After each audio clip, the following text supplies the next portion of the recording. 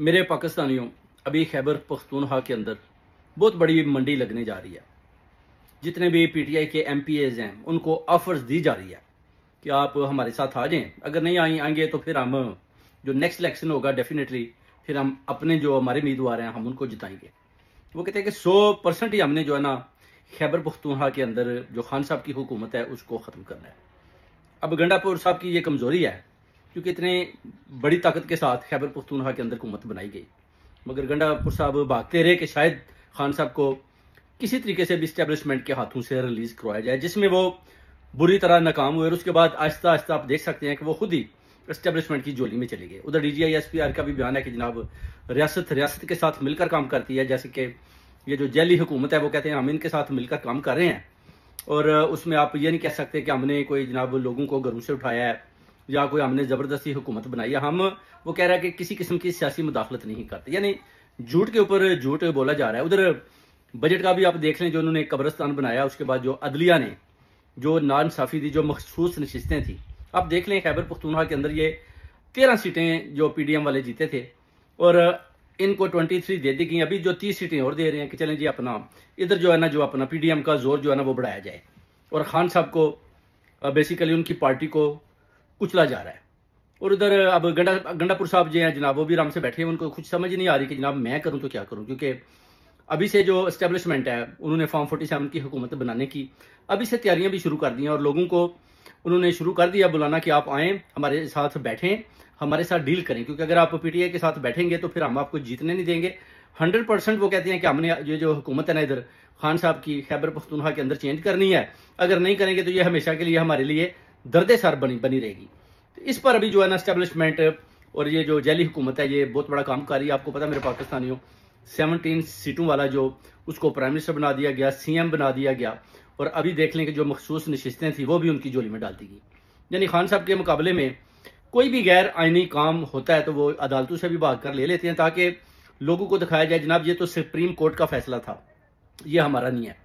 और आप देख सकते हैं कि पिछले 40 साल से जो एस्टेब्लिशमेंट है वो जनाब पार्लियामेंटेरियन के अंदर जो है हुकूमत के अंदर मुदाखलत कर रहे हैं, हुकूमत बनाते हैं, नई पार्टियां बनाते हैं, उनको सामने लाते हैं, उसके बाद फिर उनको भी उठाकर बाहर फेंक देते हैं। ये एक दफा नहीं कई दफा हुआ है। अभी भी आप देख लें जहांगीर तरीन और कई लोगों ने पार्टीज बनाई जो एस्टेब्लिशमेंट के कहने पर बनाएगी, मगर बाद में जब वो ना चल पड़ी तो फिर वो आहिस्ता आहिस्ता खुद ही इधर उधर भाग गए।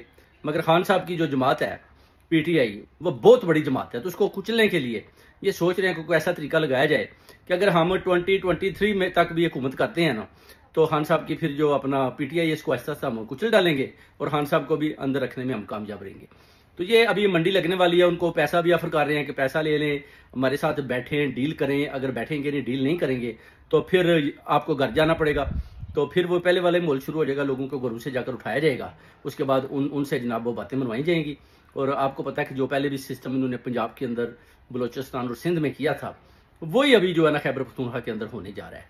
और अभी से देख लें तो जो डीजीआई एसपीआर की झूठ भी देख सकते हैं। उसके बाद जो लोग रैली के अंदर बह गए हैं, आप देख लें 5 किलोमीटर दूर जो है ना वो जो ऑफिस है जो उनको बचा सकता था, मगर देख लें 5 किलोमीटर दूर से वो आकर उन लोगों को बचाने में नाकाम रहे जो सामने खड़े होते कई घंटों तक वो उस सलाबी रेले में चीहे मारते रहे, दुहाइयां डालते रहे। मगर देख लें 2 दफा पुलिस आई और देखकर चली गई कि जनाब हमारे पास तो कोई बंदोबस्त ही नहीं है। यानी एक हेलीकॉप्टर ये नहीं ला पाए जिसके अंदर उनको बिठाकर सिर्फ 10 मिनट की भी ड्राइव नहीं है, फ्लाइट लेकर उधर जो है ना अपना लेकर जा सकते थे, मगर कोई भी नहीं पहुंचा। उसके बाद आप देख लें कैसे कितनी बेदर्दी के साथ बच्चे भी डूब गए, औरतें मर्द सब कुछ डूब गए।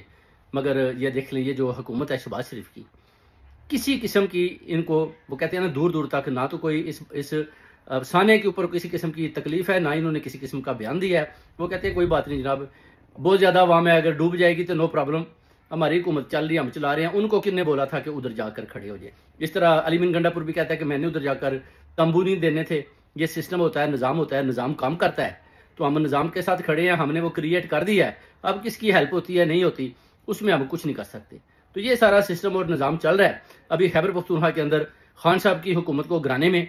जैसे कि अलीमीन गंडापुर कहता है मैं असम्बलियाँ तोड़ दूंगा, तो ये चीज़ें भी आप देखो मेरे पाकिस्तानियों अभी खुलकर सामने आ रही हैं। इस्टेब्लिशमेंट और ये हुकूमत मिलकर जोर लगा रहे हैं कि अभी जो है ना पंजा जो है ना वो कहते हैं कि मजबूती के साथ केपीके में डालना है।